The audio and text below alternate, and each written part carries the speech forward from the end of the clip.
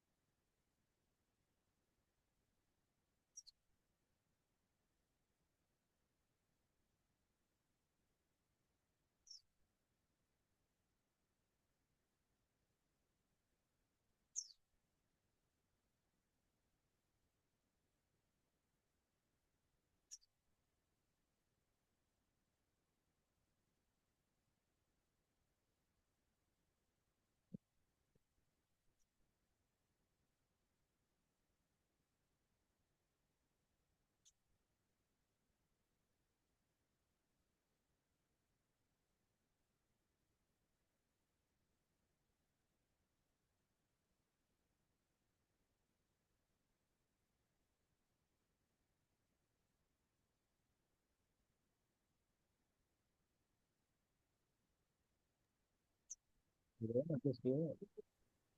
Oh, halo Mas Rizky. Nggih, Pak Agung. Oke, 15 menit lagi ya berarti. Ya. Oke, siap.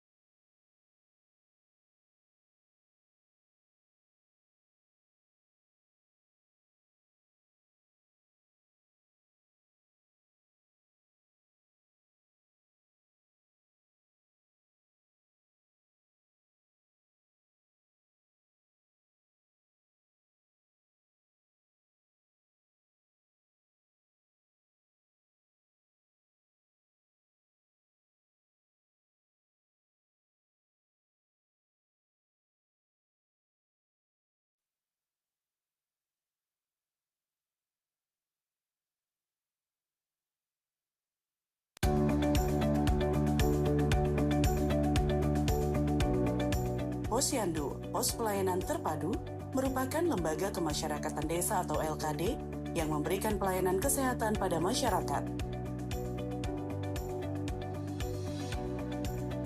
Fokus transformasi pelayanannya adalah siklus hidup sebagai platform integrasi layanan kesehatan, sekaligus sebagai platform penguatan promosi dan pencegahan.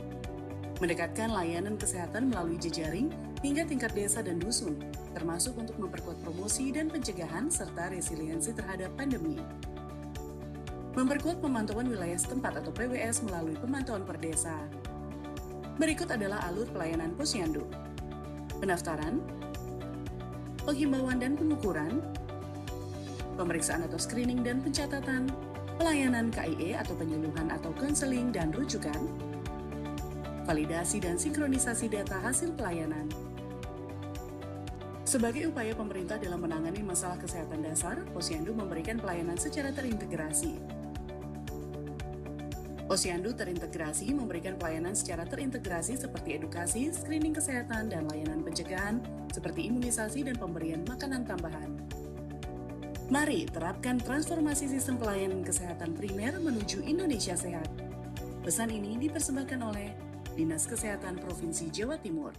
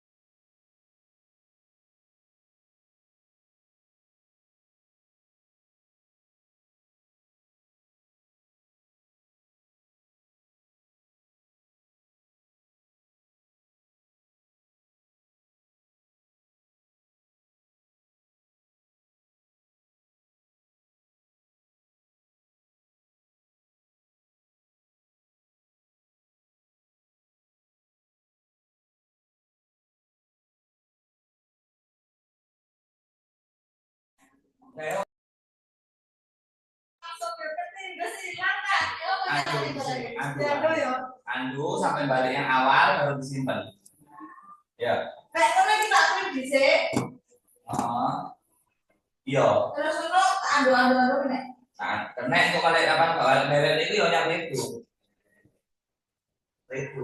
Oh iya, tak andu sih. Iya, andu sampai entek. Paling andu itu rata-rata 30 paling. Nah, Excel andu itu apa sih? Andu entek terus tak atas. Ojo. Mari andu entek. Hilang. Terus bisa. Andu entek bisa. Terus di kopi select control A. Kopi gayanya sih. Biasanya kan ada kayak ngono. Oh, ini. Oke. Buka wayang sih, buka. Tarik dosen. Aku udah saya tarik sampai entek. Terus tak kopi ya. Untuk ngomong kopi, kopi, kopi.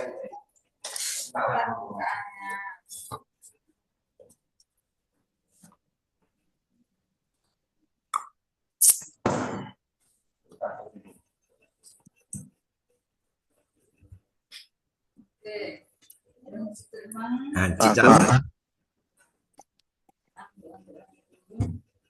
Pak Agung, Oke, monggo Pak. mulai nggih. Oke, siap. Mari Zoom, OTW.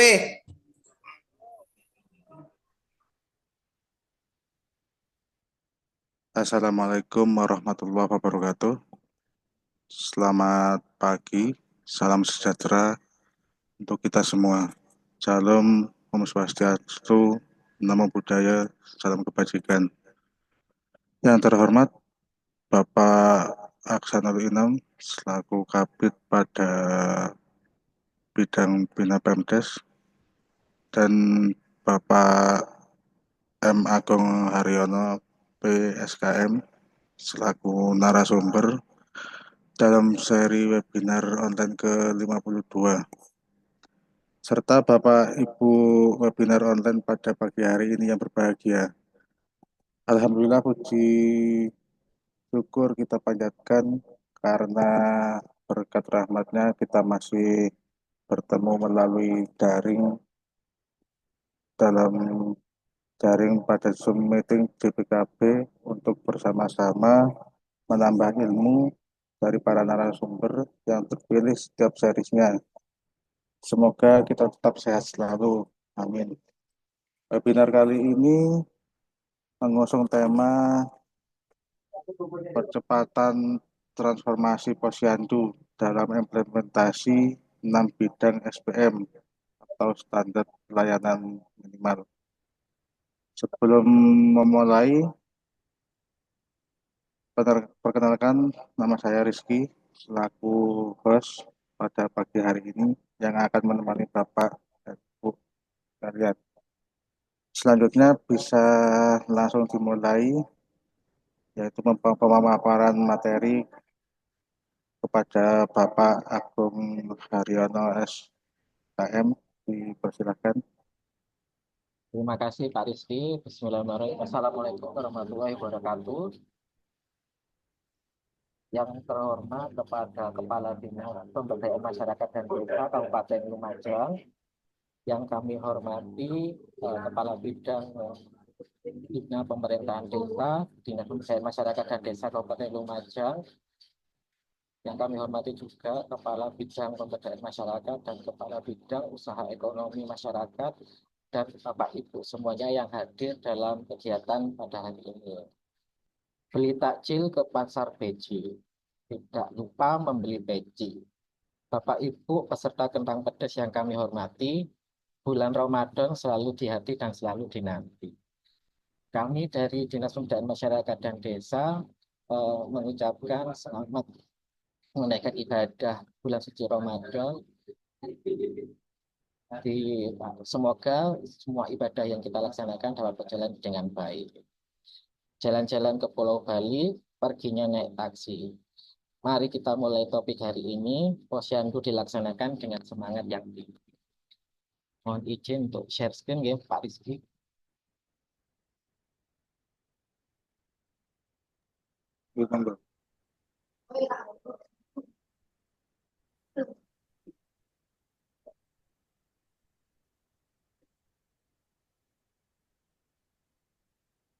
Yang kita bahas hari ini adalah bagaimana percepatan transformasi dalam implementasi 6 bidang SPM. Dalam hal ini adalah standar pelayanan minimal yang harus dilakukan oleh posyandu dalam perencanaan kebutuhan kesehatan. Kemudian yang pertama adalah dasarnya terlebih dahulu dalam hal penyelenggaraan posyandu di era transformasi posyandu di tahun ini, mana Kemendagri selaku koordinator dalam kelembagaan penyelenggaraan posyandu ini mengatur di dalam Undang-Undang Nomor 3 Tahun 2024 tentang perubahan ketiga atas Undang-Undang Nomor 6 Tahun 2014 tentang desa.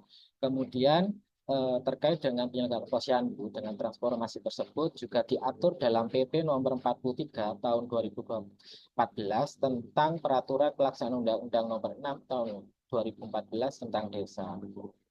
Di samping itu juga kita dapat menyimak juga kegiatan terkait penyelenggaraan posyandu pada Permendagri nomor 59 tahun 2021 tentang penerapan standar pelayanan minimal. Nah, yang terbaru yaitu yang sudah dikeluarkan oleh Kemendagri yaitu adalah Permendagri nomor 13 tahun 2024 tentang pos pelayanan terpadu, di mana di dalam peraturan tersebut ya, mencabut Peraturan Menteri Dalam Negeri Nomor 54 Tahun 2007 tentang pedoman pembentukan kelompok kerja operasional pembinaan pos pelayanan terpadu atau Pokjanal Posyandu, kemudian Peraturan Menteri Dalam Negeri Nomor 19 Tahun 2011 tentang pengintegrasian layanan sosial desa di posyandu. Nah, setelah itu juga ada yang dicabut adalah ketentuan pasal 7 ayat 4 di Permendagri nomor 18 tahun 2018 tentang lembaga kemasyarakatan desa dan lembaga adat desa. Jadi di Permendagri 18 tahun 2018 yang dicabut hanya di pasal 7 ayat 4, tetapi di seluruh pasal-pasalnya masih tetap berlaku nih Bapak Ibu. Ini terkait dengan transformasi posyandu di lembaga kemasyarakatan desa. Sebelum Undang-Undang Nomor 6 tahun 2014, kita ketahui sendiri bahwasanya posyandu hanya sebatas upaya kesehatan bersumber daya masyarakat. Oke, di mana posyandu merupakan sasaran dan objek. Jadi objek dari program lintas sektor, di mana fokusnya hanya pada pelayanan kesehatan ibu hamil, balita, dan anak. Dan minim sekali keterlibatan penyelenggaraan pemerintah desa pada saat itu, terutama dalam perencanaan dan pelaksanaan pembangunan desa. Namun di era sekarang sudah bertransformasi setelah adanya Undang-Undang Nomor 6 Tahun 2014 tentang desa dan adanya Undang-Undang Nomor 3 Tahun 2024 tentang desa, di mana posyandu sekarang sebagai mitra pemerintah desa dalam melaksanakan fungsinya. Fungsi pemerintah desa itu ada 4 ya, ada pemerintahan, pembangunan, pemberdayaan, dan pembinaan kemasyarakatan, di mana posyandu tersebut memiliki bagian dari kewenangan lokal berskala desa. Jadi kewenangan desa itu kan ada kewenangan berdasarkan hak asal usul. Nah, salah satunya juga ada kewenangan lokal berskala desa. Nah, salah satunya kegiatan tersebut adalah posyandu, di mana menjadi bagian penting dalam implementasi otonomi desa. Nah, dengan adanya Undang-Undang Nomor 6 Tahun 2014 ini, posyandu tidak hanya sebagai objek, tetapi juga sebagai subjek pembangunan yang ada di desa. Bagaimana arah strategi pengelolaan posyandu di era yang sekarang ini? Dalam hal ini, arah strategi pengelolaan posyandu melibatkan transformasi posyandu dengan mengintegrasikan pelayanan 6 bidang SPM atau standar pelayanan minimal yang tadi sesuai dengan Permendagri tahun 2021, di mana ada 6 SPM yang harus dicapai oleh posyandu, yaitu yang pertama bidang pendidikan, kesehatan, pekerjaan umum, perumahan rakyat, Tramtipulimas, dan sosial. Di mana hal ini selaras dengan visi posyandu di Permendagri 13 tahun 2024 adalah transformasi posyandu sebagai lembaga kemasyarakatan desa untuk kesejahteraan rakyat, di mana mengandung misi, ada 2 misi, yaitu memperkuat peran posyandu sebagai pos pelayanan terpadu untuk kesejahteraan masyarakat dan bagaimana mengoptimalisasi peran posyandu dalam memfasilitasi pelayanan 6 bidang SPM.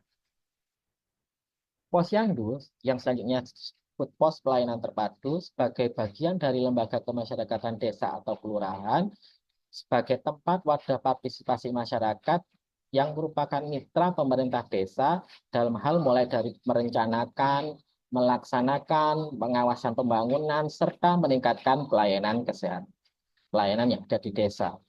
Nah, apa itu lembaga kemasyarakatan desa atau LKD? Adalah wadah partisipasi masyarakat sebagai mitra desa yang bertugas dalam melakukan pemberdayaan masyarakatan desa, ikut serta dan merencanakan serta melaksanakan pembangunan serta meningkatkan pelayanan masyarakat di desa. Nah, kalau dulu itu ada namanya Pokjanal ya, tim operasional Posyandu, tetapi sekarang sudah berubah menjadi tim pembina atau TP. Tim pembina Posyandu atau lebih dikenal atau disingkat dengan TP Posyandu adalah mitra kerja pemerintah, pemerintah daerah, pemerintah desa, dan organisasi atau lembaga kemasyarakatan lainnya yang berfungsi sebagai fasilitator, perencana, pelaksana, dan pembina pada masing-masing jenjang untuk terlaksananya program atau kegiatan Posyandu. Nah, kalau dulu namanya Pokjanal, tetapi sekarang sudah berganti nama menjadi tim pembina. Kemudian di dalam Posyandu sendiri itu ada pengurus dan kader. Pengurus, apa yang disebut pengurus? Pengurus adalah seseorang yang memiliki kemampuan, pengetahuan, dan inovasi dalam pembangunan di desa melalui perencanaan yang partisipatif, tetap ya, pelaksanaan dan evaluasi sesuai dengan SPM yang ada di Posyandu. Nah, apa itu kader? Kader adalah anggota masyarakat yang bersedia. Jadi intinya adalah bersedia dulu, mampu dan memiliki waktu untuk membantu kepala desa atau lurah dalam memberdayakan masyarakat, ikut serta dalam perencanaan dan pelaksanaan pembangunan, serta meningkatkan pelayanan masyarakat di desa sesuai dengan standar pelayanan minimal. Kemudian kita akan melihat bagaimana kedudukan Posyandu. Posyandu berkedudukan di desa atau kelurahan setempat. Posyandu dibentuk atas prakarsa pemerintah desa atau kelurahan dan masyarakat. Jadi nanti misalkan ada penambahan posyandu, jadi harus ada prakarsa dari pemerintah desa atau kelurahan serta masyarakat. Berarti ada kesepakatan, ya ada rembuk seperti itu. Pembentukan posyandu sebagaimana dimaksud pada ayat 2 harus diikuti dengan nanti pemberian nomor registrasi. Ya, yang ini masih dalam proses nih di Direktorat Jenderal Bina Pemerintahan Desa.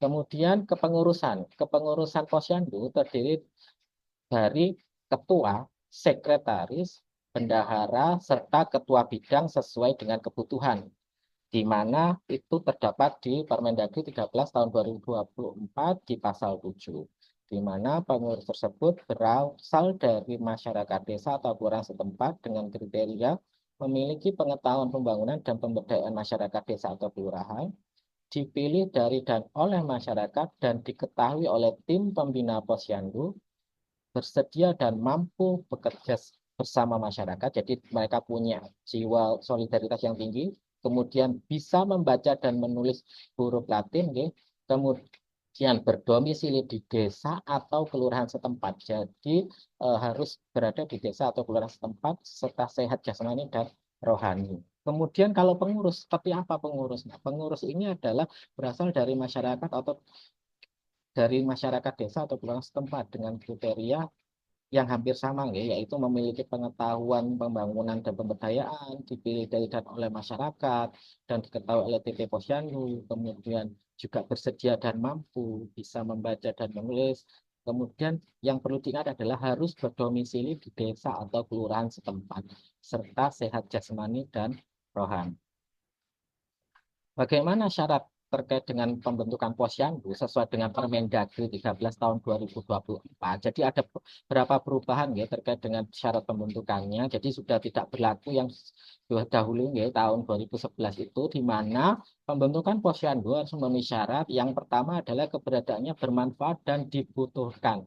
Maka tadi harus ada rembuk ya. Kemudian ada kepengurusan yang tetap. Kepengurusannya tetap harus ada terlebih dahulu, memiliki sekretariat atau tempat pelayanan dan sarana pendukung yang bersifat tetap dan tidak berafiliasi dengan partai politik. Maksudnya tidak terikat dengan partai politik. Kemudian sekretariat, tempat pelayanan dan sarana pendukung merupakan aset desa atau kelurahan. Kalau misalkan ada gedung posyandu dan lain sebagainya nantinya. Kemudian dalam hal pemerintah desa atau kelurahan tidak memiliki sekretariat, tempat pelayanan dan dapat menggunakan fasilitas lainnya.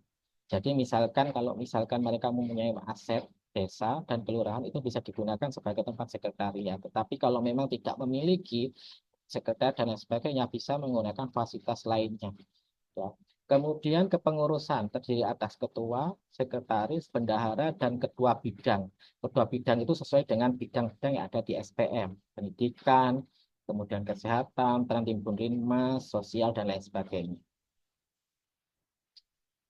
Apa tugas dan fungsi Posyandu yang sesuai dengan Permendagri 13 tahun 2024, di mana Posyandu memiliki tugas membantu kepala desa dan lurah melakukan pemberdayaan masyarakat, ikut serta dalam perencanaan. Berarti nanti juga mereka bisa ikut serta ya, dalam kegiatan musrenbang, des, dan lain sebagainya. Kemudian pelaksanaan pembangunan serta meningkatkan pelayanan masyarakat di desa dan kelurahan. Nah, tugas Posyandu sekarang ini harus berdasarkan standar pelayanan minimal. Jadi tidak hanya bidang kesehatan saja, tetapi juga harus mensasar kepada bidang pendidikan, kesehatan, pekerjaan umum, perumahan rakyat, ketentraman, ketertiban umum dan perlindungan masyarakat, serta sosial.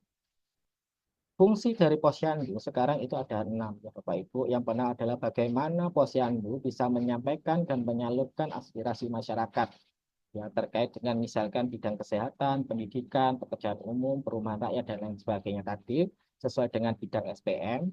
Kemudian yang kedua adalah peningkatan kualitas dan percepatan pelayanan pemerintah desa kepada masyarakat desa. Ya, karena memang Posyandu ini sebagai salah satu lembaga kemasyarakatan desa. Jadi mitranya desa, jadi perlu untuk juga berperan dalam peningkatan kualitas dan percepatan pelayanan yang ada di desa. Kemudian juga membantu dalam penyusunan rencana, pelaksanaan, pengendalian, pelestarian, dan pengembangan hasil pembangunan secara partisipatif. Ya, dari bottom up dan top down berarti. Kemudian menumbuhkan, mengembangkan, dan menggerakkan prakarsa, partisipasi, swadaya, serta gotong royong masyarakat. Jadi harus tetap gotong royong, swadaya, itu tetap harus ditumbuhkan di Posyandu. Kemudian peningkatan kesejahteraan keluarga dan peningkatan kualitas sumber daya manusia. Nah, ini tugas dari pengurus dan kader, ya. Tugas pengurus ini ada 4, di mana tugas pengurus yang pertama adalah menyusun perencanaan dan pengusulan program, kegiatan, subkegiatan kepada pemerintah desa atau kelurahan. Yang kedua adalah melaksanakan program, kegiatan, atau subkegiatan di Posyandu, kemudian melakukan koordinasi dengan tim pembina Posyandu di tingkat desa, dalam pelaksanaan program, kegiatan, dan subkegiatan berdasarkan standar. Yang dia adalah menyiapkan bahan penyusunan laporan pelayanan Posyandu ke kepala desa. Kemudian tugas kader, yaitu melaksanakan, ini sebagai kadernya ya, sebagai individu kadernya, yaitu adalah melaksanakan pelayanan sesuai dengan bidang layanannya, yaitu sesuai dengan bidang SPM-nya, kemudian mempersiapkan tempat pelaksanaan Posyandu, yang biasanya dilakukan sebelum hari buka Posyandu, kemudian melakukan pendataan dan identifikasi pelayanan Posyandu sesuai dengan standar pelayanan minimal, kemudian melakukan komunikasi KIE ya, komunikasi memberikan informasi dan edukasi sesuai dengan SPM yang nanti kita akan jelaskan berikutnya, kemudian mengkompilasi kegiatan pelayanan Posyandu sebagai bahan penyusunan laporan pelayanan Posyandu kepada pengurus. Nah, di dalam Permendagri nomor 13 tahun 2024, pengurus dapat diberikan insentif sesuai dengan ketentuan peraturan perundang-undangan. Dan kader diberikan insentif sesuai dengan ketentuan peraturan perundang-undangan. Nah, apa itu tim pembina Posyandu? Dalam hal melakukan tugas, pengurus didukung oleh tim pembina Posyandu. Jadi kalau dulu namanya Pokjanal, kalau di tingkat desa namanya Pokja, ya, Pokja desa. Nah, di TP Posyandu ini terdiri dari tim pembina Posyandu pusat, provinsi hingga tingkat desa ataupun kelurahan. Tugasnya apa? Tugasnya ada 5, yaitu memberikan arahan pelaksanaan program, kegiatan, dan subkegiatan tim pembina Posyandu, mengkoordinasikan program, kegiatan, subkegiatan, kemudian melakukan pendampingan kepada pengurus. Jadi tetap ya melakukan pendampingan paling tidak minimal 2 kali lah ya untuk melakukan pendampingan kepada pengurus dalam pelaksanaan kegiatan Posyandu, melakukan pembinaan kepada pengurus dan kader ya, kemudian melakukan pemantauan dan evaluasi dalam penyelenggaraan Posyandu. Jadi ini intinya sama dengan kegiatan yang sudah dilakukan oleh Pokjanal Posyandu atau Pokja Desa. Nah, ini atribut terkait dengan Posyandu nih, ada logo atau lambang Posyandu yang terbaru nih, sesuai dengan keputusan atau surat Ketua Umum Pembina Posyandu nomor 001 Sekretariat garis miring Posyandu Pusat nomor 5 ya, nomor 6 tahun 2024. Logo Posyandu sudah berubah seperti ini ya Bapak Ibu. Kemudian stempel. Stempel harus berbentuk bulat ya, sekarang. Kemudian untuk tim pembina posyandu kabupaten atau kota, kecamatan dan tim pembina desa kelurahan, ukuran stempelnya ya untuk garis tengah lingkaran luar 3,5 cm, kemudian garis tengah lingkaran dalam 2 cm. Di mana ketentuannya adalah lingkaran luar bagian atas ditulis kata-kata pos pelayanan terpadu. Kemudian yang kedua adalah lingkaran luar bagian dalam ditulis tim pembina. Kalau dulu kan stempelnya adalah Pokjanal ini atau Pokja, sekarang sudah diganti seperti ini. Kemudian pada tengah-tengah lingkaran secara horizontal dengan tulisan sesuai dengan jenjangnya, ya, atau tim pembina posyandu tingkat desa atau tingkat kelurahan atau kecamatan atau kabupaten ataupun nanti tingkat pusat, gitu ya. Dan satu jenjang tingkat posyandu di atasnya. Kemudian papan nama. Nah, sekarang papan nama. Papan nama yang pertama soal warna ya. Warna papan berwarna putih dengan tulisan berwarna hitam ya. Kemudian logo posyandunya juga sama ya, harus sesuai tadi ya, 001 SKR Posyandu Pusat nomor 6 tahun 2024. Oke. Kemudian ukurannya yaitu panjangnya 155 cm untuk tim pembina yang di kecamatan, lebarnya 65 cm. Kemudian di sebelah kiri bagian tengah diberi logo atau lambang posyandu dengan ukuran 30 cm tadi, sesuai dengan ini tadi. Logo posyandu sesuai dengan SKR nomor 001 Posyandu Pusat nomor 6 tahun 2024. Kemudian untuk yang di desa, ini ya, panjangnya 120 cm, lebarnya 50 cm. Di sebelah kiri bagian tengah diberi logo atau lambang posyandu dengan ukuran 25 cm. Ukuran papan nama dapat disesuaikan dengan ukuran papan nama kantor desa atau kelurahan. Nah, ini nanti kami akan berikan petunjuknya ya. Ini sesuai dengan renbuk daripada posyandu tingkat pusat. Dan ini masih dalam proses, Mas. Ya, ini terkait dengan format SK tim pembina posyandu ya di tingkat desa dan kelurahan yang disesuaikan dengan Kemendagri ya, Kemendagri ya yang kemarin sudah disampaikan melalui kabupaten atau kota bahwasanya format SK tim pembina posyandu desa dan kelurahan harus mengacu seperti format ini ya. Jadi misalnya kabupaten, nama kabupaten atau kotanya nanti ya, keputusan kepala desa, desa mana, kemudian nomornya, tentang tim pembina pos pelayanan terpadu desa atau kelurahan apa tahun 2025 sampai 2030. Jadi 5 tahun gitu. Kemudian kepala desa atau lurah siapa dan lain sebagainya. Ini sudah ada formatnya, nanti mungkin bisa kami berikan di chat ya. Kemudian ini juga surat keputusan di lampirannya gitu. Nanti ada penasehat, ada ketua TP Posyandu, sekretaris, bendahara, ketua bidang. Jadi ketua bidang ada pendidikan, kesehatan. Jadi ini bisa dimasukkan, ya. Mungkin di ketua bidang pendidikan kalau di tingkat desa ataupun di kelurahan mungkin ada yang mengurusi terkait di situ ada eh, UPT pendidikan itu bisa dimasukkan, ya. Kalau di kesehatan mungkin bisa dari bidang desa dan lain sebagainya. Mungkin kalau di dari pekerjaan umum mungkin di situ yang berpotensi untuk bisa di bidang pekerjaan umum dan perumahan rakyat siapa. Nanti bisa Bapak Ibu isi namanya. Kemudian format SK pengurus posyandu ya sekarang. Nah, untuk kepengurusan posyandu ini adalah nama kabupaten atau kota, kemudian keputusan kepala desa atau lurah, nomornya nomor berapa nanti ya sesuai dengan desa, tentang kepengurusan pos pelayanan terpadu di desa dan kelurahan. Ini sama, kemudian kepala desa dan lurah, sehingga nanti ini ada ketua, sekretaris, bendahara, dan ketua bidang pendidikan siapa, kesehatan, pekerjaan umum, dan lain sebagainya.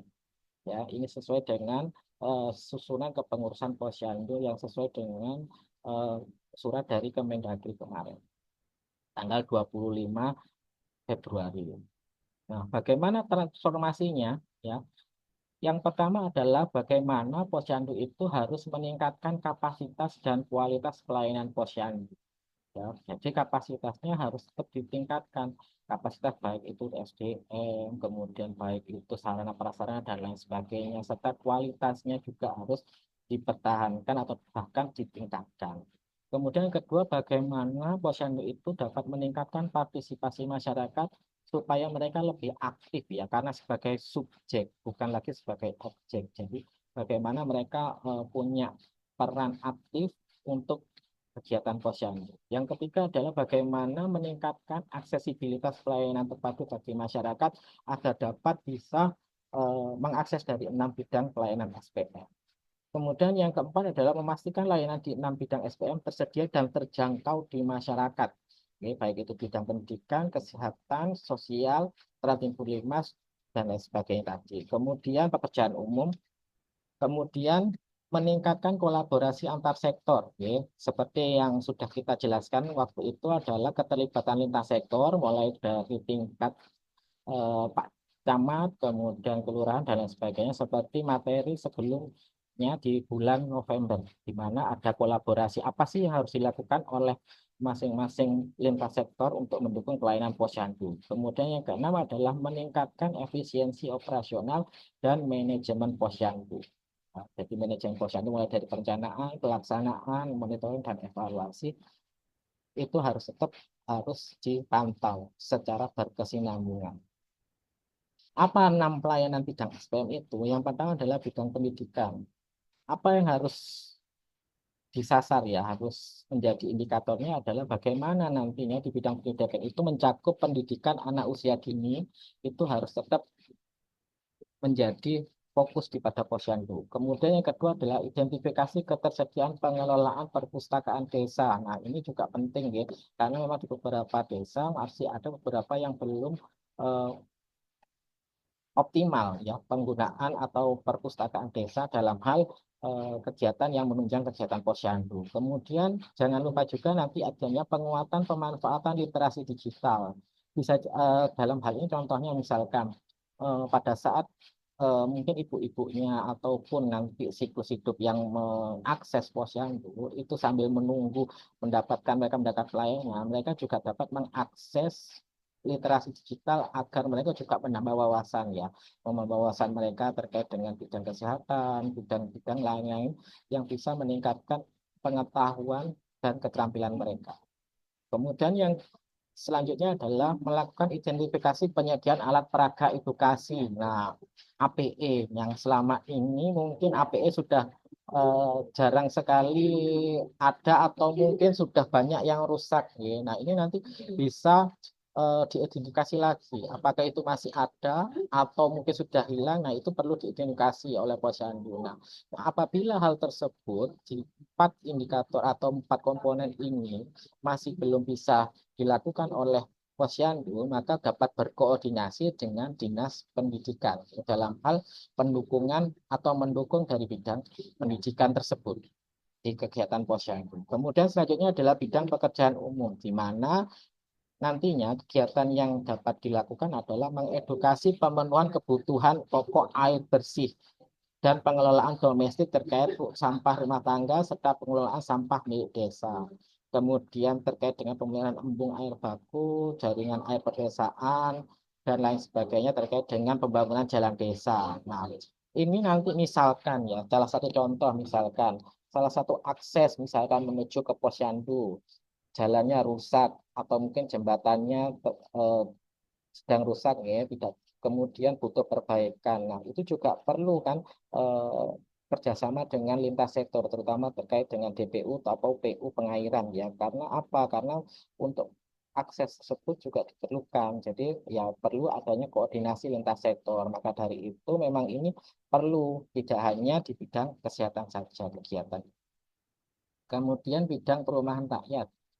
Nah, terkait dengan penyediaan dan rehabilitasi rumah yang layak huni, ya, kemudian KIE lingkungan yang bersih dan sehat, yang seperti sudah Bapak Ibu lakukan, ya, pengelolaan pekarangan rumah melalui budidaya tanaman lokal dalam mendukung pangan lokal, atau mungkin ada kegiatan-kegiatan seperti pemanfaatan lahan pekarangan, pembuatan biopori, hidroponik di pekarangan rumah. Nah, misalkan ada terjadi kesusahan atau kesulitan terkait dengan bagaimana terkait hal ini, jadi pengelolaannya bagaimana, kemudian bagaimana perawatannya, bagaimana pemeliharaannya, nanti juga bisa berkolaborasi dengan Dinas Pekerjaan Umum Cipta Karya. Karena itu 6 bidang SPM ini memang perlu adanya hubungan dari lintas sektor, terutama terkait dengan bidang perumahan rakyat. Jadi bisa nantinya Posyandu berkoordinasi dengan Dinas Pekerjaan Umum dan Cipta Karya. Kemudian terkait dengan Trending Linmas, terkait dengan bagaimana kegiatan penyuluhan dan rehabilitasi trauma pasca bencana. Mungkin wilayah Posyandunya terjadi bencana. Nah, itu perlu adanya kegiatan penyuluhan dan rehabilitasi trauma. Kemudian kesiapsiagaan bencana, mungkin daerah bencana, jadi perlu adanya kesiapsiagaan bencana. Kemudian rawan terkait dengan gangguan ketentraman dan ketertiban. Kemudian perlu adanya kegiatan-kegiatan terkait patroli dan lain sebagainya. Nah, itu bisa nanti berkoordinasi dengan BPBD maupun dengan Satpol PP ya. Jadi untuk kegiatan hal-hal yang terkait dengan bidang Tribun Linmas ini. Kemudian bidang sosial terkait dengan bagaimana komunikasi informasi edukasi dalam kesetaraan dan keadilan gender. Kemudian bagaimana Posyandu itu juga harus dapat diakses oleh semuanya, gitu. Tidak hanya jadi juga dapat diakses oleh kaum disabilitas, dan kemudian juga inklusi sosial juga perlu dilakukan oleh Posyandu. Kemudian juga identifikasi dan pendataan fakir miskin masyarakat yang tidak mampu untuk mendapatkan bantuan sosial, gitu. Ini juga penting dilakukan nanti kegiatan yang harus dilakukan oleh Posyandu. Kemudian memfasilitasi dan atau menyalurkan bantuan sosial sesuai dengan peraturan perundang-undangan. Jadi memang dengan adanya kegiatan ini nantinya bisa tepat sasaran. Nanti juga bisa Bapak Ibu yang ada di Posyandu dalam mendukung 6 SPM ini bisa berkolaborasi atau berkoordinasi dengan dinas sosial. Kemudian kalau bidang kesehatan ini sudah dilakukan ya oleh Bapak Ibu semuanya, terutama di Posyandu ILP ya, semuanya sudah dilakukan di tahun ini terkait dengan Posyandu ILP. Jadi Posyandu ILP merupakan salah satu bagian dari pelaksanaan 6 bidang SPM, terutama di bidang kesehatan, di mana ada kegiatan penggerakan kunjungan Posyandu, penyuluhan kesehatan dan gizi, deteksi dini resiko masalah kesehatan, kemudian rujukan ke unit kesehatan desa, dan pemantauan perilaku kepatuhan keluarga terhadap pelayanan kesehatan, serta penjangkauan akses layanan kesehatan, di mana Posyandu juga nanti menjangkau masyarakat untuk memastikan akses ke pelayanan kesehatan esensial, baik itu imunisasi, vitamin A, maupun tablet tambah darah. Ini nantinya, Bapak Ibu, terkait dengan langkah-langkah apa yang harus dilakukan oleh Posyandu dalam pelaksanaan 6 bidang SPM. Misalkan contohnya ini terkait dengan Posyandu di bidang pendidikan. Nanti misalkan yang pertama adalah warga datang ke Posyandu melalui meja pelayanan SPM pendidikan. Kemudian kader Posyandu mendata terkait keluhan terkait ini, kemudian menyampaikan bersama pemerintah desa untuk melakukan verifikasi data dan kunjungan rumah. Kemudian pemerintah desa menindaklanjuti permohonan yang memenuhi syarat dan lain sebagainya ini, serta nanti bisa berkoordinasi juga terkait dengan hal tersebut kepada tadi dinas yang terkait dengan pendidikan. Kemudian ini terkait dengan pekerjaan umum hampir sama, tapi bedanya adalah kalau pekerjaan umum terkait dengan sanitasi, MCK, dan sarana air bersih. Nah, semua langkah-langkah ini sudah ada di rencana Renduk Posyandu yang sudah dikeluarkan oleh Kemendagri, dan nantinya akan dilakukan pembinaan secara khusus oleh Kemendagri terkait hal tersebut. Nah, seperti contohnya ini di bidang SPM yang sudah dilakukan oleh Bapak Ibu, terkait dengan Posyandu ILP, di mana pada saat hari buka Posyandu, setelah hari buka Posyandu ini sudah dilakukan oleh Bapak Ibu semuanya, di mana yang sekarang ini sudah dilakukan, yang sudah dilakukan oleh Bapak Ibu semuanya adalah masih yang ada di bidang SPM bidang kesehatan ya. terutama terkait dengan posyandu ELP, di mana ada layanan sebelum buka posyandu, hari buka posyandu, dan setelah hari buka posyandu. Nah, ini terkait dengan SPM bidang perumahan rakyat.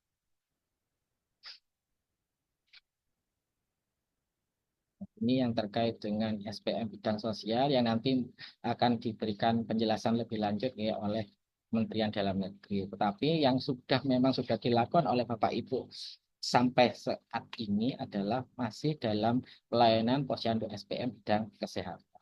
Kemudian bagaimana terkait dengan penganggarannya? Nah, penganggarannya terkait dengan anggaran dan dananya, yaitu internalisasi program, kegiatan dan subkegiatan terkait posyandu telah disediakan panduan dalam program kegiatan dan subkegiatan posyandu yang telah menjadi tema dalam penyusunan rencana kerja pemerintah daerah atau RKPD, di mana ini sudah ada di SIPD, ya, Bapak Ibu, untuk yang di kabupaten kota, di mana di dalam SIPD tersebut terdapat 25 subkegiatan perencanaan yang tadi ya ada dari BPBD dan lain sebagainya, itu sudah ada subkegiatannya yang nantinya menunjang kegiatan Bapak Ibu di desa terkait dengan pelayanan 6 SPM tadi.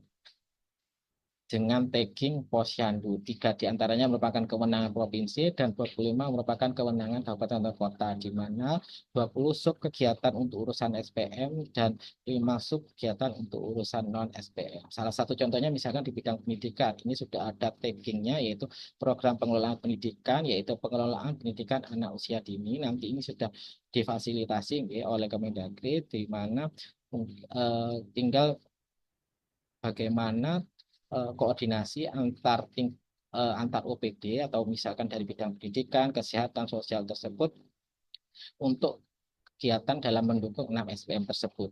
Nah, jadi di SPD sudah ada ya Bapak Ibu, untuk yang di tingkat kabupaten ini sudah ada terkait dengan tagging-taggingnya tadi. Misalkan bidang pendidikan yang diampu oleh Dinas Pendidikan, itu sudah ada taggingnya terkait dengan program pengelolaan pendidikan. Kalau di kesehatan ada program pemenuhan upaya kesehatan perorangan, pemenuhan upaya kesehatan perorangan, pemenuhan upaya kesehatan perorangan, dan lain sebagainya ini gitu. Nah, ini ya nomenklaturnya, ini sudah ada di SIPD, mulai dari bidang pendidikan, bidang kesehatan, pekerjaan umum, sampai dengan bidang pemberdayaan perempuan dan perlindungan anak, dan pemberdayaan masyarakat dan desa. Ini semuanya sudah ada ya Bapak Ibu, mulai dari kegiatan, subkegiatan, kinerja, dan indikatornya yang nanti akan menunjang kinerja Bapak Ibu yang ada di desa, terutama untuk di tingkat kabupaten. Nah, untuk yang di Kabupaten Lumajang kemarin kan sudah ada nih terkait dengan rencana anggaran biaya ya yang sudah diberikan. Nah, ini bisa menjadi panduan atau acuan Bapak Ibu dalam menyusun RAP di tahun 2025, di mana di sini ada belanja ATK ya, kemudian ada honor kader, kemudian belanja intervensi dan kegiatan lain ya. Kegiatan lain yang menunjang terkait dengan pelayanan posyandu, tetapi harus misalkan kegiatan-kegiatan yang menunjang, misalkan kunjungan kepada batu stunting atau mungkin kunjungan pada ibu hamil Risti dan lain sebagainya, yang tetapi tidak overlapping dengan kegiatan yang lainnya yang sudah didanai oleh mungkin dari puskesmas atau mungkin dari TPK dan lain sebagainya. Jadi jumlah sasaran di masing-masing ini nantinya misalkan seperti ini, yang ada tanda bintang-bintang ini harus disesuaikan dengan jumlah yang ada di sasaran posyandu Bapak Ibu semuanya. Misalkan kartu bantunya itu kan ada 3 lembar. Nah, itu ada berapa sasarannya? Itu jadi monggo jangan apa ya, ini perlu dikoordinasikan dengan Bu Bidan atau tenaga kesehatan ini yang tanda bintang-bintang ini ya. Misalkan kartu bayi, ini kan sudah ada tuh datanya dari pemantauan wilayah setempat dari Bu Bidan ataupun tenaga kesehatan. Nah, ini harus dipastikan jumlahnya. Ataupun nanti misalkan jumlahnya 70, ternyata di bulan berikutnya ada penambahan, misalkan ada kelahiran satu atau mungkin ada yang pindah. Nah, tetapi nggak apa-apa. Paling tidak sudah ada estimasi ya yang sudah diperhitungkan oleh tenaga kesehatan terkait dengan sasarannya. Jadi misalkan ini kartu ibu hamil, berarti kartu bantu ibu hamil ini ada 10, berarti diasumsikan bahwasanya di Posyandu A ini ada 10 orang ibu hamil dan setiap ibu hamil ada 3 lembar yang harus diisi oleh kader. Ya, kartu bantunya kan ada 3 lembar. Nah, untuk 3 lembar itu untuk 10 orang, berarti 10 orang dikali 3 lembar ada 300 dengan harga fotokopinya yang menyesuaikan ya. Ada yang 500, ada yang 300, monggo. Jadi jumlahnya berapa, kemudian kartu bantu balita atau bayi, kemudian usia sekolah atau remaja, usia dewasa, dan lansia. Kemudian juga papan data. Papan data ini juga penting ya.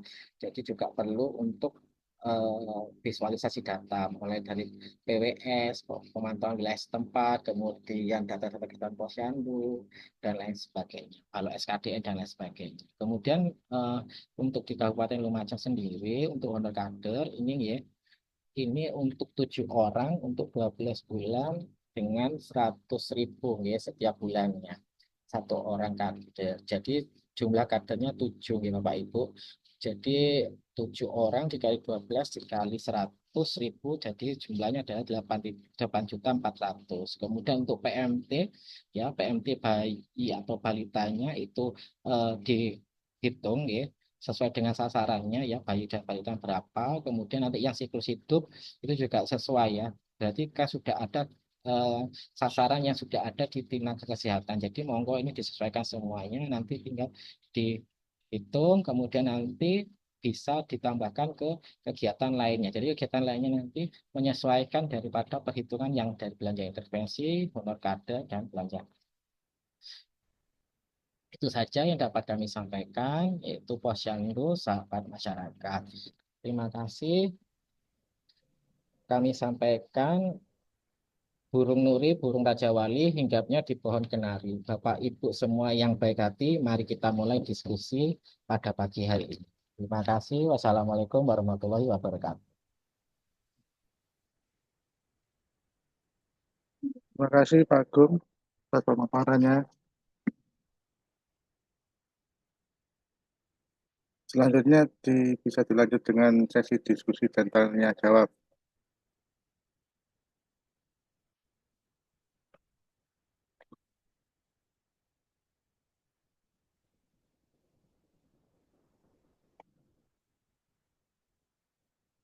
Monggo teman-teman yang mau tanya, silakan.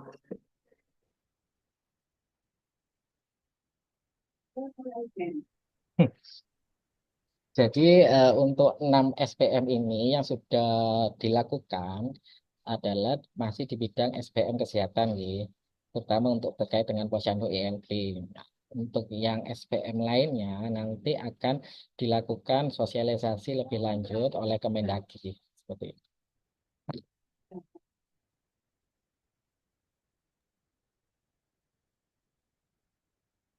Untuk materi, Mas Rizky bisa saya berikan ya. Ini kemarin itu ada materi dan buku, buku terkait dengan renduk ya, renduknya Posyandu, sama tata kelola kelembagaan Posyandu sesuai dengan Kemendagri 13 tahun 2024 yang sudah dikeluarkan oleh tim pembina Pos Pelayanan Terpadu tahun 2024 tahun 2029. Nanti saya share ke panitia gitu ya, Mas Rizky.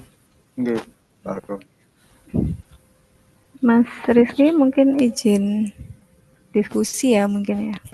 Oke. Monggo Mbak siapa ya? Mbak Krismala, monggo. Ya.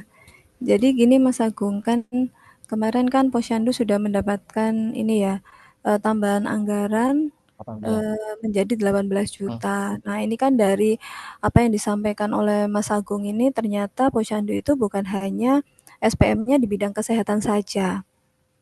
Terus bagaimana dengan 5 bidang SPM tersebut? Apakah juga masuk ke dalam target untuk anggaran 18 juta ini? Bisa dipahami nggak Mas maksudnya Ya, Mas? paham. Ya, itu.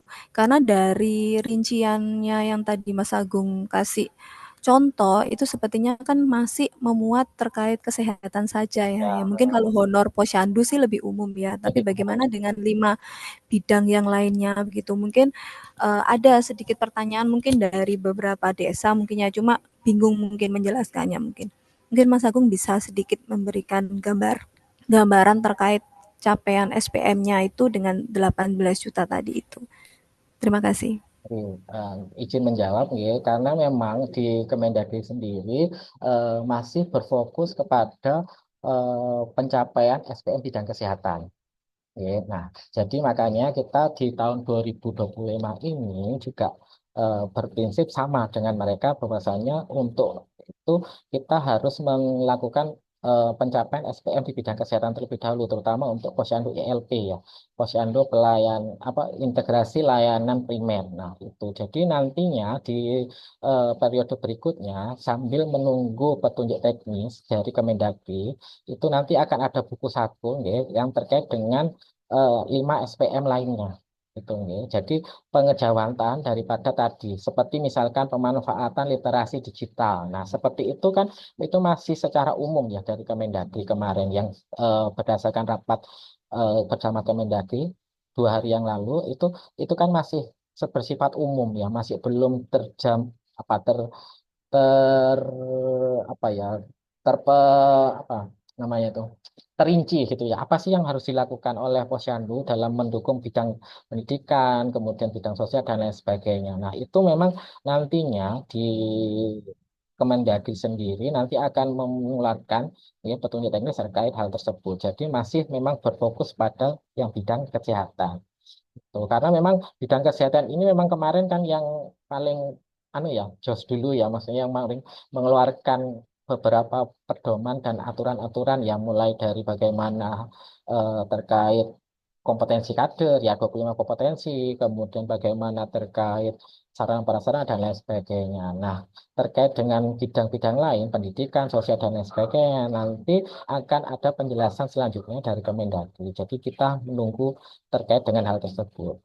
Seperti itu kemarin dari hasil rapat. Jadi masih memang fokusnya 18 juta ini difokuskan dulu terkait dengan kesehatan dulu. Oke. Berarti sudah sesuai ya yang Sudah di sesuai memang. daftar itu sudah sesuai ya. Sudah Berarti yang kita 5 bidang SPM 5 bidang tadi masih di skip dulu ya untuk tahun ini ya ya, Mas Agung ya. masih proses untuk pengejawantahan kepada masing-masing kementerian tadi ya. Karena memang yang sudah keluar terlebih dahulu itunya kan posyandu ILP-nya dulu ya dari bidang kesehatan. Jadi sudah ada juknisnya baik itu dari bagaimana apa peningkatan kapasitas kadernya dan lain sebagainya seperti itu. Mungkin nggak nanti kalau misalnya di pertengahan keluar juknis terus desa juga harus menganggarkan hal tersebut Mas Agung.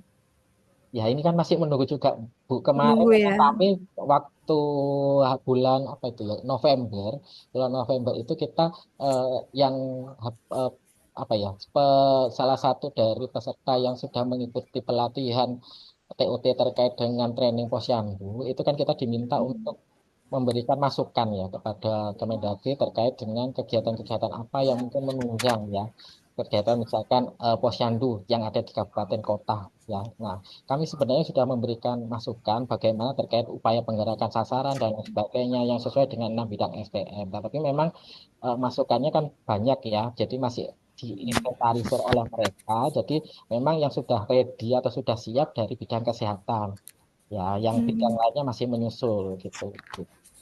Memang kan ya. yang kesehatan ini kan yang paling fenomenal yang kemarin ya, yang bikin kader-kader bingung ya, sampai kadang harus buka 1 hari atau 2 hari untuk kegiatan posyandunya, karena memang layanannya kan siklus hidup ya, yang kalau dulu kan hanya balita, kemudian bayi balita, kemudian ibu hamil. Nah, sekarang kan siklus hidup. Jadi mereka memang apa ya sesuatu yang hal baru juga ini di bidang SPM bidang kesehatan seperti itu. Jadi semoga nanti segera keluar nih terkait dengan petunjuk teknisnya secara rinci sama seperti bidang kesehatan. Jadi supaya bisa segera dilaksanakan yang 5 bidang itu. Ya, baik, terima kasih Mas Agung.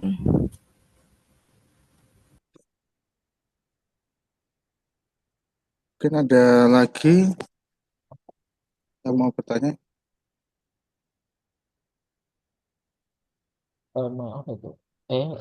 Ada Mas, di chat ada di Pak chat ya Agung. Pak. Oke, Gitu. mohon izin untuk kartu posyandu apa boleh dari perangkat perangkat atau PKK. Nah, sebenarnya di Permendagri nomor 13 tahun 2024 ya karena memang di Permendagri nomor 18 itu kan masih beberapa tidak dicabut semuanya ya. Yang dicabut hanya pasal 7 ayat 4 saja ya. Jadi tetap berfungsi atau tetap berlaku terkait dengan peraturan yang ada di Permendagri nomor 18 tahun 2018 terkait dengan kepengurusan posyandu ya, di mana tidak boleh rangkap jabatan, baik itu PKK maupun RT maupun RW dan lain sebagainya itu. Ya, jadi yang dicabut di Permendagri 18 tahun 2018 hanya di poin ke pasal 7 ayat 4 saja. Itu. Yang tadi sudah ada di Permendagri. Nanti juga mungkin saya berikan Permendagrinya ya terkait dengan Permendagri 13 tahun 2024 itu. Kalau yang terkait dengan misalkan ini ya, apakah perangkat PKK dan lain sebagainya itu boleh, nah itu memang harusnya itu tidak boleh rangkap jabatan ya, tidak boleh. Oke, lembaga kemasyarakatan desa misalkan dia misalkan ya dari RT atau RW misalkan ya, jadi dia tidak diperkenankan untuk juga menjadi kader posyandu. Dan untuk nantinya SK ini sudah ada ketentuan ya dari Kemendagri yang nanti suratnya menyusul ya untuk Bapak Ibu. Nah, jadi di situ ada bagaimana cara penyusunan SK ya, baik itu dari tim pembina maupun kepengurusan dan lain sebagainya, itu sudah ada formatnya. Karena memang nantinya daripada SK tersebut nantinya akan dibuat untuk registrasi posyandu di Biro Pemerintahan Desa di Kemendagri ya. Jadi nanti bisa disesuaikan formatnya sesuai dengan yang ada di Permendagri tersebut. Gitu. Ya. Jadi formatnya sama. Jadi satu Indonesia sama formatnya, format SK-nya sama. Karena kenapa disamakan? Karena nanti akan ada registrasi, ya, registrasi terkait dengan kegiatan posyandu tersebut, terregistrasi di Biro Pemerintah Desa terkait dengan pelayanan posyandunya itu sendiri. Jadi memang harus disamakan semuanya formatnya. Jadi tidak ada format A, format B, format C. Jadi semuanya sama formatnya. Sesuai dengan surat dari Kemendagri di tanggal 24 Februari kemarin. Apa kader posyandu di Permendagri 13 sekarang. Di Permendagri 13 tahun 2024. Tuh. Jadi tadi yang sudah saya sampaikan terkait dengan bagaimana pembentukan posyandu dan lain sebagainya itu ada di Permendagri 13 tahun 2024 sampai dengan SPM-nya. Kemudian untuk bukunya nanti kita akan berikan juga ya bukunya terkait dengan posyandu gitu. Oke. Nanti kami berikan ke Pak Rizky ya. Semuanya ya Pak Rizky. Iya, Pak Agung. Oke, itu jadi satu. Monggo mungkin ada yang ditanyakan. Ada lagi? Ya, SK-nya nanti ya. Nanti SK-nya Tadi. masih dari proses ya, proses untuk surat ya di Sri Kandi gitu ya.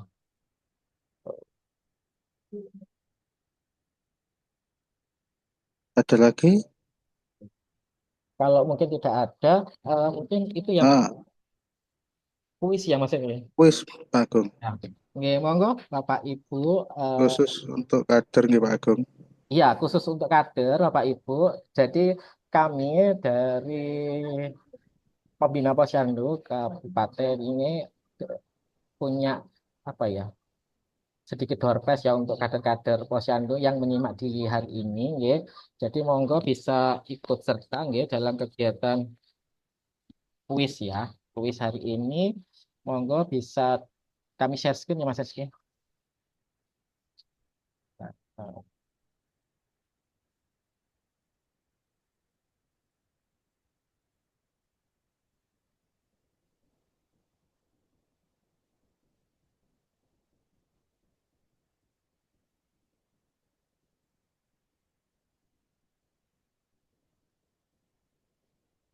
oke, ini bisa. Oke, ini nggih, Bapak Ibu khusus kader nggih, monggo bisa join di joinmyquiz.com. Jadi monggo diketik di HP-nya joinmyquiz.com yang nanti akan diambil juara 1, 2, dan 3 nggih, gitu. Yang akan mendapatkan door prize gitu dari kami. Tuh, monggo bisa join sekarang. Jadi ini pertanyaan-pertanyaannya terkait dengan posyandu nih. Monggo bisa join.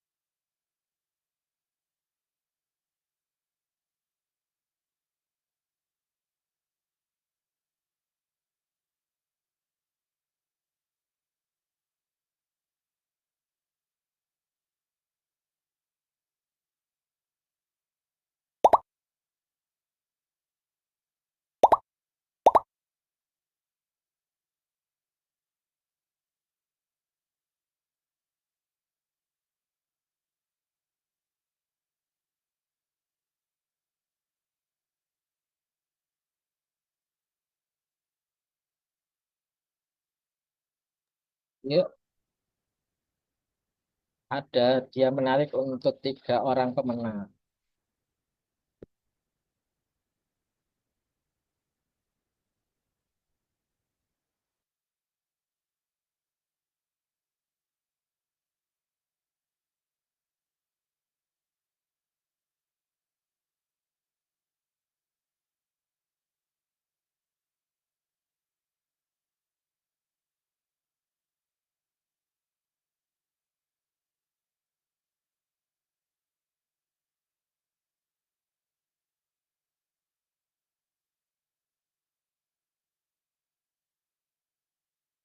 Monggo, Bapak Ibu. Ibu kadernya hanya 4 ya.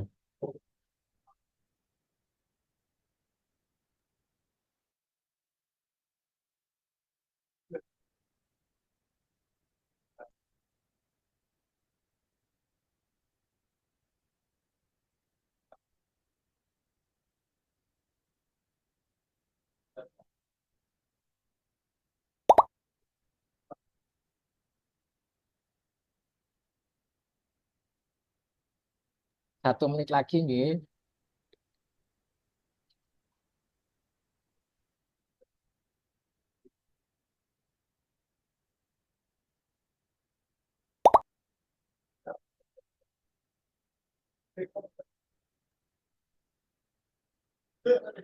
Nah, 10 detik sebelum kita mulai.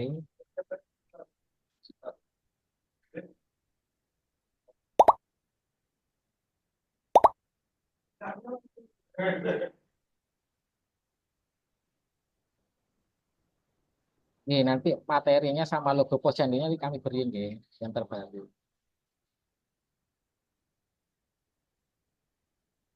Oke, kita mulai nggih kuisnya nggih. Kita mulai, monggo bisa dijawab sesuai dengan yang dipahami oleh Bapak Ibu semuanya. Kita mulai nggih. 1, 2, masih ada. 1, 2, 3.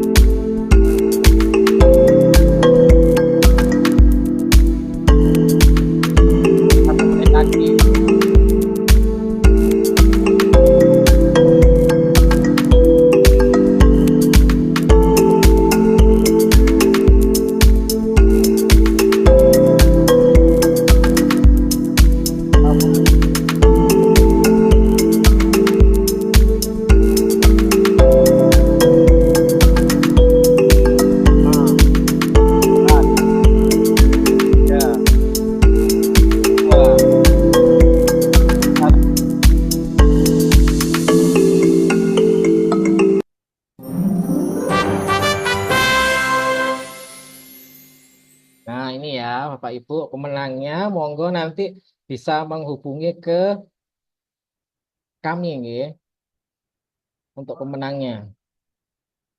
Ada Bu Anissa, Bu Sudarwati, sama Anissa. Gitu, nggih. Nanti bisa menghubungi kami nggih. Atau ditulis di chat ya, di kolom chat gitu nggih.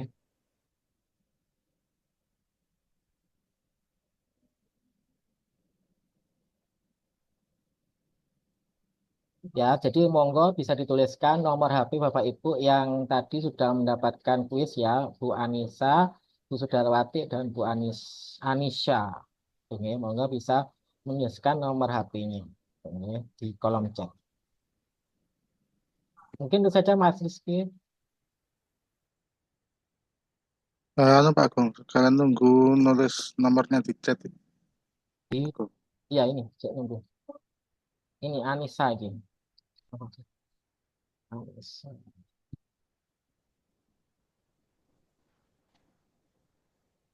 Kurang satu ya, Satu. kurang satu.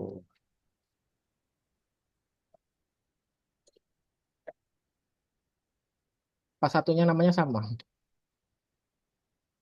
Anisha. Iya, satunya Anisha.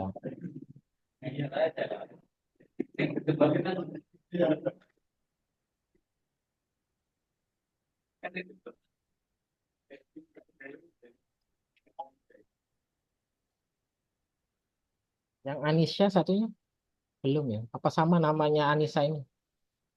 TPD Tempurjo? Enggak. Oh, beda. Oke, oke. Siap, siap. Oke, sudah Mas Rizky, sudah semua. Sudah semua gitu. Sudah.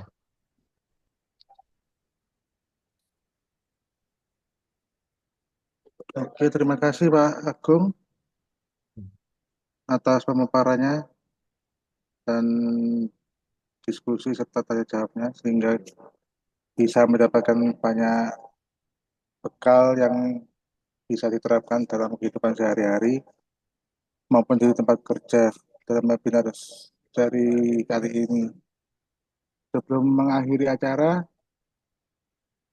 kami mohon untuk eh, membuka kamera depan karena akan diambil fotonya oleh admin. Monggo teman-teman yang kameranya belum on.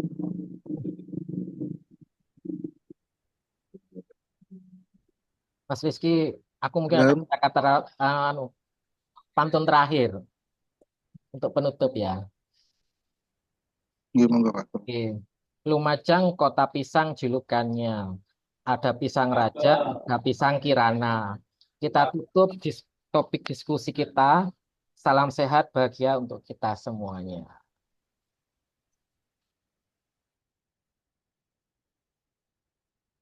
Ada lagi Pak Don? Ada? Sudah cukup. Oke. Apa sudah di on kan semua ya kameranya ya? Oke. Satu, dua,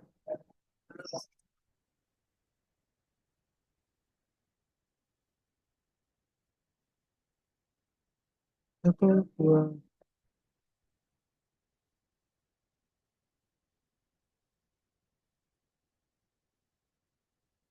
Baik, sudah.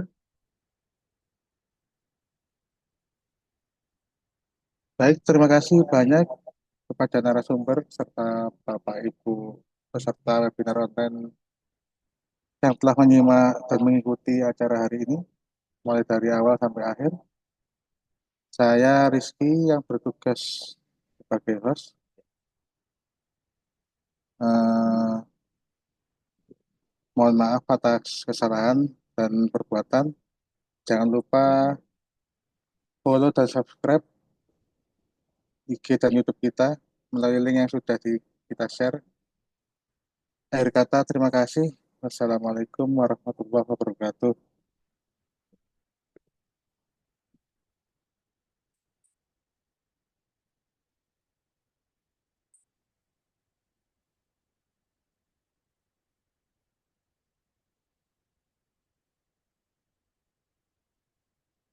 Untuk materi bisa di chat ya, kolom chat sudah saya share terkait Renduk Posyandu, tata kelola Posyandu sesuai dengan Kemendagri yang terbaru tahun 2024 sama transformasinya.